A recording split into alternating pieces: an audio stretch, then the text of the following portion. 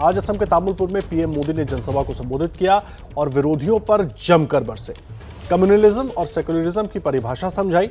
Vote bank की राजनीति करने वालों को करारा प्रहार किया उनके ऊपर। और इस बीच असम में कांग्रेस की सहयोगी पार्टी AIUDF के अध्यक्ष बदरुद्दीन अजमल के बेटे अब्दुल रहीम अजमल ने विवादित बयान दिया। कहा कि असम में टोपी, दाढ़ी और लुंगी वालों की ही सरकार बनेगी। वहीं बंगाल में जीत को लेकर बीजेपी और टीएमसी अपने अपने दावे कर रही हैं।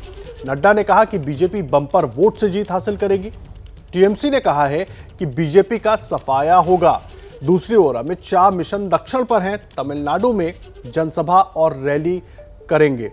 और कुछ देर पहले चेन्नई में रोड शो में शामिल हो रहे थे अमित शाह। वो भी तस्वीरें हम आपको दिखा रहे हैं। तो देखिए, सियासी पारा जो है ना 5 चुनावी राज्यों में वो बिल्कुल चढ़ा हुआ है। असम में अब से कुछ देर पहले प्रधानमंत्री नरेंद्र मोदी ने भरी है हुंकार। उन्होंने विपक्ष पर जमकर निशाना साधा है और ये भी आरोप लगाया कि असम को कब्जा करने की साजिश है। कल जिस तरह के बयान आए थे उसके बाद, क्योंकि बदरुद्दीन अजमल के बेटे ने अब्दुल रहीम अजमल ने ये कहा था कि असम में टोपी वाले, लुंगी वालों की सरकार बनेगी, दाढ़ी वालों की सरकार बनेगी। इसी बयान को लेकर उन्होंने ये हमला किया।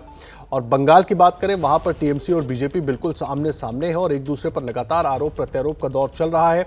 बीजेपी की तरफ से जिस तरह से कहा गया कि ममता दीदी दूसरी सीट से लड़ सकती हैं, उसके बाद डेरेक ओब्रायन आते हैं और वो बीजेपी पर निशाना साधते हैं कि बीजेपी हार रही है, इसलिए बीजेपी माइंड गेम खेल रही है। असम से पीएम मोदी ने बड़ा हमला बोला। सुनाते हैं आपको प्रधानमंत्री कैसे बदरुद्दीन अजमल के बेटे पर बरसे। भाइयों और बहनों, साथियों, हम जब भी कोई योजना बनाते हैं तो सबके लिए बनाते हैं। हर क्षेत्र के लोगों को, हर वर्ग के लोगों तक बिना भेदभाव, बिना पक्षपात उस योजना का लाभ पहुंचाने के लिए हम कड़ी मेहनत करते हैं। लेकिन दुर्भाग्य से देश में कुछ बातें ऐसी गलत चल रही है। अगर हम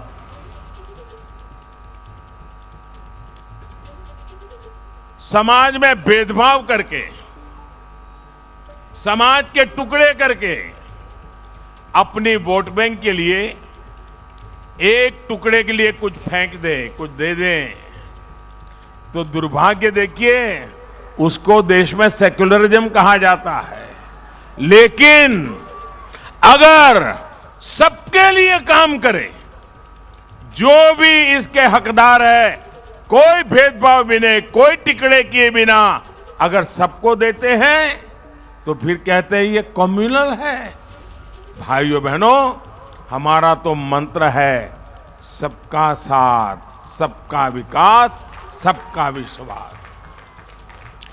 ये सेक्युलरिज्म, कम्युनलिज्म के जो ये खेल चले हैं ना, इसी खेल ने देश का बहुत नुकसान किया है। भाइयों बहनों, चुनाव अभी चल रहा है। मैंने सुना कल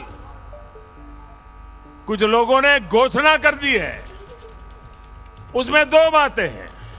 एक तो उसमें उन्होंने मान लिया है कि ये चुनाव वो हार चुके हैं, और अगली सरकार कैसी बनेगी, वो सरकार वालों ने क्या पहना होगा, उस सरकार वालों ने क्या दिखते होंगे, इसका वर्णन किया है। भाइयों बहनों, इससे बड़ा असम का कोई अपमान नहीं हो सकता है। इससे बड़ा असम की संस्कृति का कोई अपमान नहीं हो सकता है। अभी से 5 साल के बाद असम को कब्जा करने की व्यूहरचना, सपने, ये चौंकाने वाली बातें हैं। मेरे भाइयों बहनों, मेरा आपसे आग्रह है, आपको भारी संख्या में निकलकर मतदान करना है। प्रधानमंत्री मोदी का ये वार बदरुद्दीन अजमल के बेटे के उस बयान पर है जिसमें कहा था कि असम में अगली बार टोपी, लुंगी वालों की सरकार बनेगी। बदरुद्दीन अजमल के बेटे ने कल ये बात कही थी। और अब चुनाव के बीच बदरुद्दीन अजमल के बेटे के बयान पर विवाद शुरू हो गया है। असम में टोपी, दाढ़ी और लुंगी वाली सरकार आएगी। अब्दुल रहीम अजमल ने यह बात कही थी। असम के बभनीपुर में एक चुनावी रैली में यह बयान दिया था।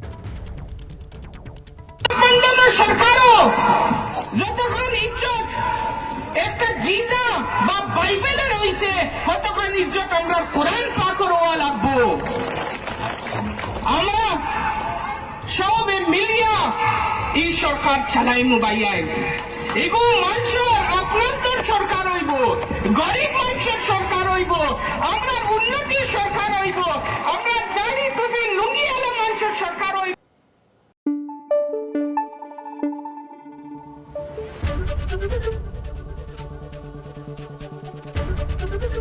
एबीपी न्यूज आपको रखे आगे।